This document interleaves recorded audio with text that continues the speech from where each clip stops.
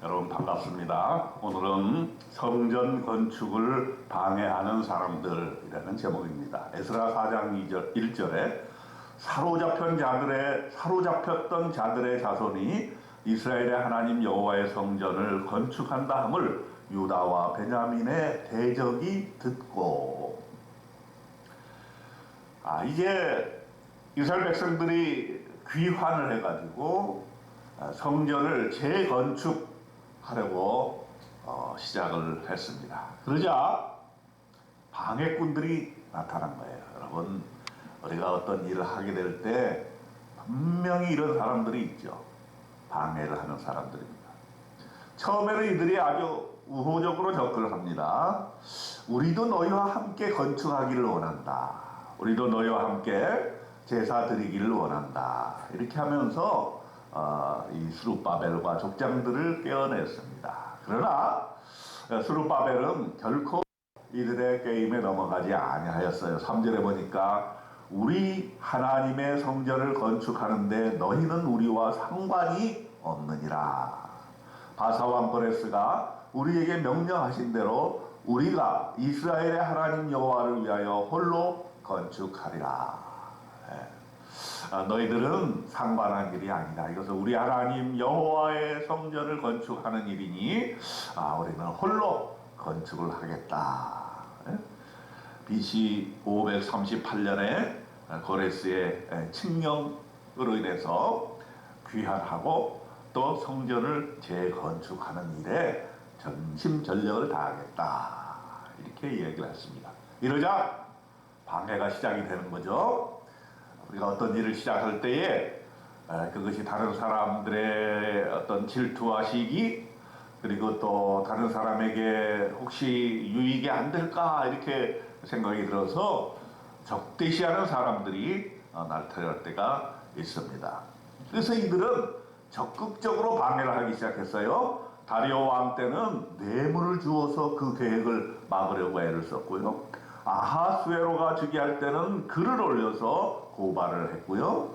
아닥사스다 때에는 아람 문자와 아람 방언으로 글을 써서 이 일을 좀 방해하기 위해서 애를 썼습니다. 어떻게 글을 썼습니까? 12절로 13절에 보니까 당신에게서 우리에게로 올라온 유다 사람들이 예루살렘을 이르러 이 폐역하고 악한 성읍을 건축하는데, 폐역하고 악한 성읍이래요. 이미 그 기초를 수축하고 성곽을 건축하오니 저 무리가 다시는 조공과 관세와 통행세를 바치지 아니하리니 결국 왕들에게 손해가 되리이다. 왕들에게 글을 써서 탄원서를 내는데 반드시 이 일들이 왕에게 도움이 되지 아니하고 건너편 영지가 없어질 것이라고 이렇게 왕들을 깨어내는 그런 글을 써서 올립니다. 여기에 왕들이 넘어가지요. 아닥사스다는 이렇게 답변을 합니다.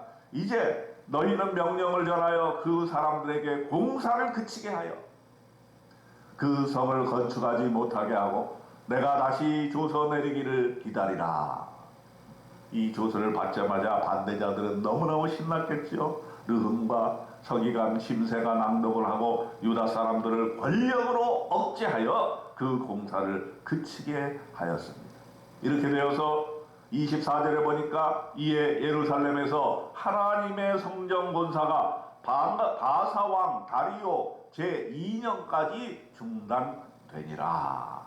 하나님의 역사, 하나님의 명에 의해서 이룩되어진 이 성전 재건축의 그런 공사, 스룹바벨의 성전, 첫 번째 성전 솔로몬의 성전은 파괴되었고 이제 귀환하여 돌아온 유대 사람들을 중심으로 스룹바벨이 성전을 재건축하는 이 일이 방해되었고 공사가 그치게 되었던 것입니다.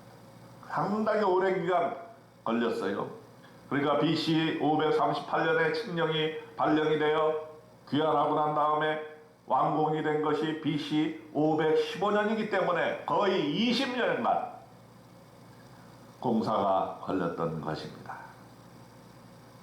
자, 이렇게 하나님의 일, 하나님께서 분명히 지시한 일임에도 불구하고 이렇게 하나님의 일이 방해를 받는 일, 이것이 우리 인생에도 있을까요? 에스라 4장에서는 우리에게 그 말씀을 오늘 메시지로 전해주고 있는 것입니다. 우리가 깨달아야 할 것은 첫째, 하나님의 일이라 할지라도 방해하는 사람은 반드시 있다. 이것을 명심해야 됩니다. 우리가 인생길 나갈 때 우리가 기도하고 하나님의 뜻을 받아서 어떤 일을 처리하고자 할 때에 모든 일이 만사형통하기를 위해서 우리는 기도하지만, 그럼에도 불구하고 우리의 인생을 돌아보게 될 때 많은 방해꾼들이 있고 어려움이 있고 고난이 있고 장벽이 생기게 마련인 것입니다. 그렇기 때문에 우리는 우리 앞에 놓여진 그런 어려운 일들을 결코 두려워하거나 결코 그것 때문에 낙담돼서는 안 되겠다 하는 것이 이 에스라 4장의 말씀인 것입니다. 우리를 질투하고 하나님의 일을 방해하는 사탄의 세력들은 항상 있게 되는 것입니다. 그러므로 이러한 일들이 있게 될 때 올 것이 왔다 이렇게 생각하고 우리는 그것을 이겨내기 위해서 기도하고 하나님 앞에 그 문제를 놓고 기도해야 하는 것입니다. 낙담하지 말고 지혜롭게 대처를 해야 되는 것입니다. 이제 우리가 5장 6장에서 쭉 보게 될 것 같지만 이 어려운 방해꾼들을 어떻게 이겨냅니까? 방해가 올 때 흥분하지 않았습니다. 적들을 흥분하기를 노립니다. 사탄에게는 우리로 하여금 하나님의 일을 그만두게 만드는 것이 최종의 목적인 것입니다. 어려움이 올 때 정신을 바짝 차리고 기도하고 하나님께 그 문제를 내어놓고 대처할 방법을 강구해야 되는 것입니다. 이들은 어떻게 대처했습니까? 왕들에게 글을 써서 탄원한 것 똑같이 탄원을 했습니다. 글에는 글로, 증거는 증거로 냉철하게 접근을 했던 것입니다. 하나님께서 고레스를 통해서 이루고자 했던 일에 대해서 그 다음 왕들에게 차분하게 설명을 하고 결국은 그 고레스의 조서가 발견이 되어서 이 모든 오해와 모든 방해꾼들이 해명이 되었던 것을 우리는 다음에서 보게 될 것입니다. 그리고 또 하나, 어려운 일이 왔을 때 혼자서 해결하려고 하지 마시기 바랍니다. 하나님이 물론 도와주시지만 하나님께서 옆에서 붙여주신 여러분의 동료와 여러분을 지지하는 세력들을 함께 모아서 힘을 합쳐서 그 어려움을 뚫고 나가야 되는 것입니다. 여기서는 누가 나타났습니까? 학개와 스가랴가 힘을 합쳐서 도와주고 함께 기도했던 것입니다. 스룹바벨과 예수아가 주관하였지만 옆에서 학개와 스가랴가 힘을 합치고 함께 기도하고 함께 다시 성전 재건축을 시작하게 된 것입니다. 여러분과 저의 인생에 어려움이 올 때가 있습니다. 그럴 때 올 것이 왔다고 생각하면 됩니다. 사탄의 괴계와 우리의 적들의 방해를 하나님께서 도와주심으로 그 방해를 이겨낼 수 있는 힘을 주시기를 오늘 원합니다.